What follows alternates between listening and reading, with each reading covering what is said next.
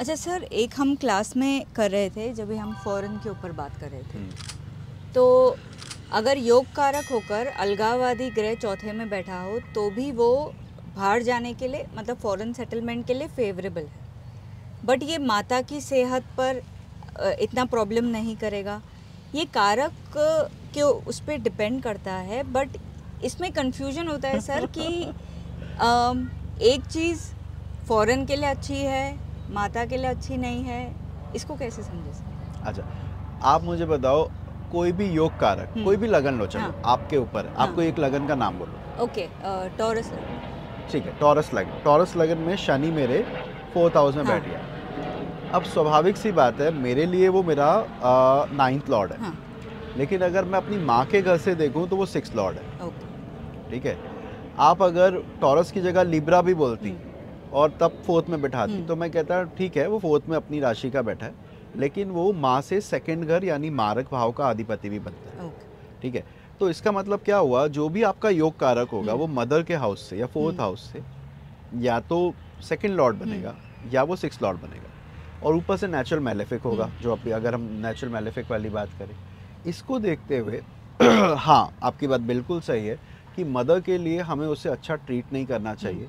आप मदर छोड़ो, domestic life की जो हैप्पीनेस है, सुख साधनों के जो भोग है, आप उस भोग को लेकर भी परेशान रहेंगे, मतलब उसमें मज़ा नहीं आएगा आपको। लेकिन जो रियल एस्टेट है, अकोमुलेशन ऑफ रिसोर्सेज है, आप चीज़ें बहुत सारी बना दो, घर बहुत सारे हैं, लेकिन जो जिस घर में आप रह रहे हो उस घर में शांति नहीं, सुख नहीं। तो आपने वही बिल्कुल सही कहा कि वो ग्रह विदेश के लिए अच्छा हो सकता है लेकिन माँ के लिए अच्छा नहीं हो सकता। ये दोनों चीज़ें साथ साथ लगती। अच्छा सर, एक क्वेश्चन है विपरीत राजयोग पे। जैसे हम नॉर्मली विपरीत राजयोग जब पीड़ित होता है तो ही बोलते हैं।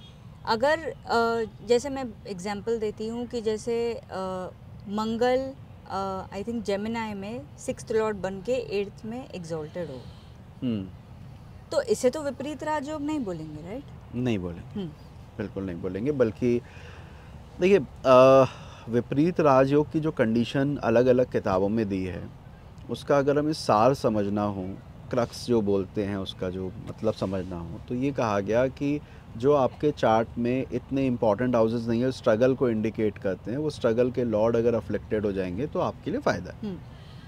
इसीलिए उन्होंने बुरे घर के स्वामी बुरे घर में बिठा दिया। एनिमीज खराब हो जाएंगे, एनिमीज वीक हो जाएंगे, एनिमीज वीक हो जाएंगे।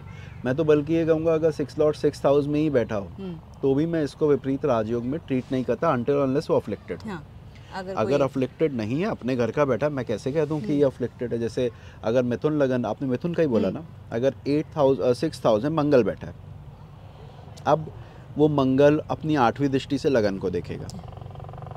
हाँ, अगर अपने घर 6th हाउस में बैठा, फाइन, हाँ, पीड़ित भी नहीं है, तो ऐसे में वो मंगल तो अकारक होके बली होकर मेरे लगन से कनेक्शन बना रहा है। मैं इसको विपरीत राजयोग कैसे कह दूं?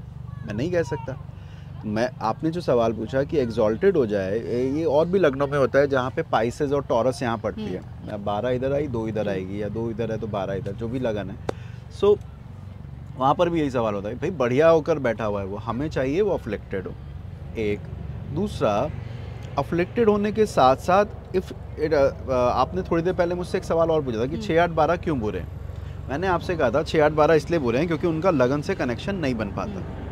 पर अगर 6th लॉर्ड 6th हाउस में बली बैठा हो, 6th हाउस में 6th लॉर्ड बली बैठा हो और उसका प्रभाव मरकरी पे आ जाए मिथुन लगन में, तो ये कहीं से भी विपरीत राजयोग नहीं है। जो कह रहा है वो लगेगा भी नहीं और आपकी हालत टाइट रहेगी। तो आपने जो कहा कि पीड़ित होना ज़रूरी है, एग्जॉल्टेशन में मत लो उसको। सर, इसी से रिलेटेड कि 6 से 12 में नॉर्मली हम मानते हैं कि जब ये 6 से 12 बुरा हो जाता है, मतलब इसका स्वामी बली नहीं होना चाहिए, क्या क्या सिग्निफिकेशंस मतलब जीव पर असर करता है? जैसे अगर 6th लॉर्ड एग्जॉल्टेड हो गया तो हमारे एनिमी स्ट्रॉन्ग हो जाएंगे, जिंदगी में संघर्ष बढ़ जाएंगे।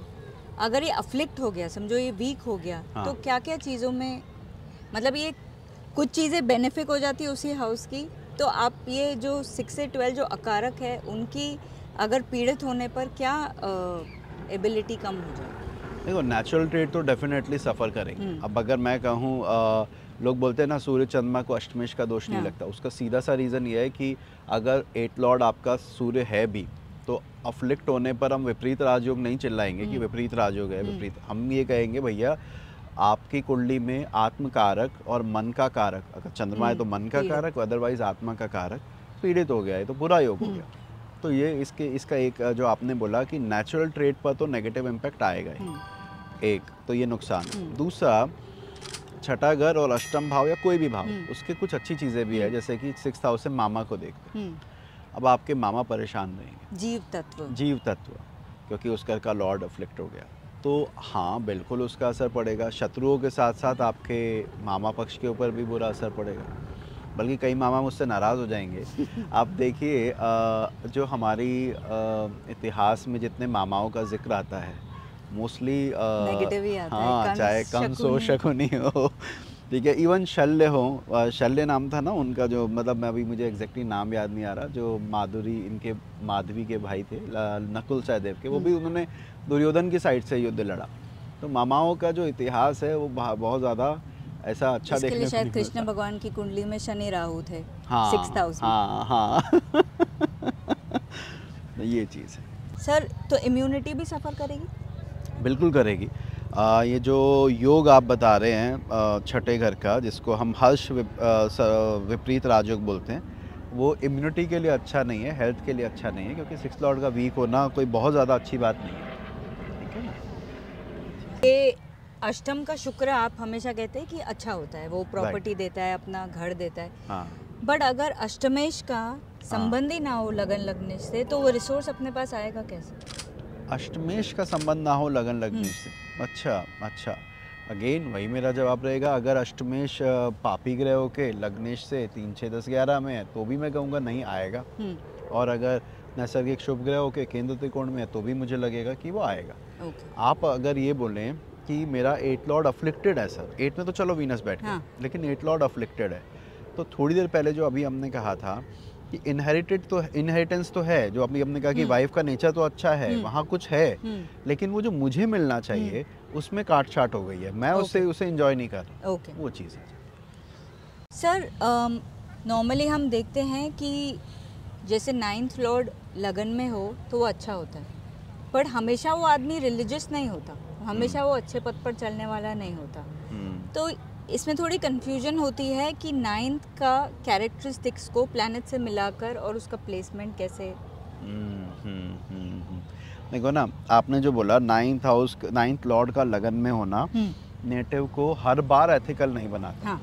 अब आपको पता है 9th house is not only for Dharma, it also represent your luck, right.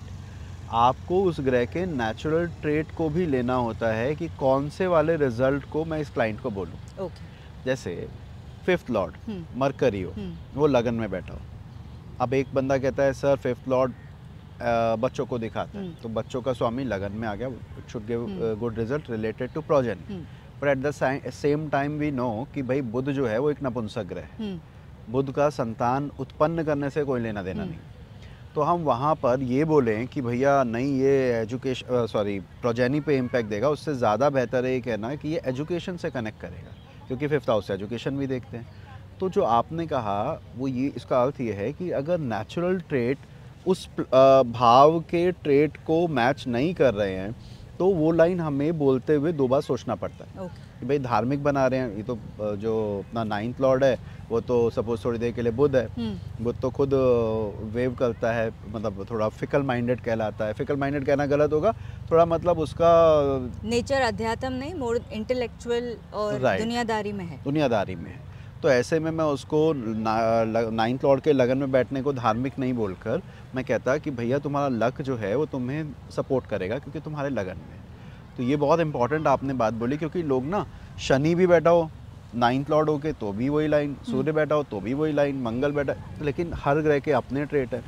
जैसे मैं कई बार क्लास में पढ़ाते हुए बोलता हूँ कि किसी इलिटरेट को आप एजुकेशन का पोर्टफोलियो दे दो, मिनिस्ट्री मिल रही है, आपको कहा गया आप शिक्षा मंत्री है और वो खुद पढ़ा लिखा नहीं, तो हम ये मान के चलते हैं कि वो ज़्यादा अपनी तरफ से रिजल्ट नहीं दे पाएगा।